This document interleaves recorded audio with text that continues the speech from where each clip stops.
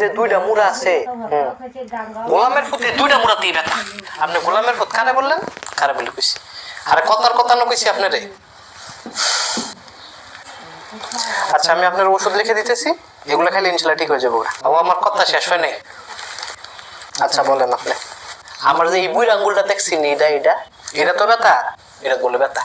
আর এইটা বাদে পুরো শরীরটা তুই ব্যথা আমার, তাহলে আর কি বাকি থাকলো? এর এই বুড়ি আঙ্গুলটা কি?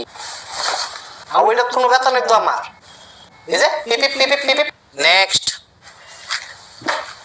স্যার, আমার যে মাঝে মধ্যে কি হয় আমি তো নিজে আরে ওনার আবার কি হলো? এই নার্স, এই এদিকে আসো।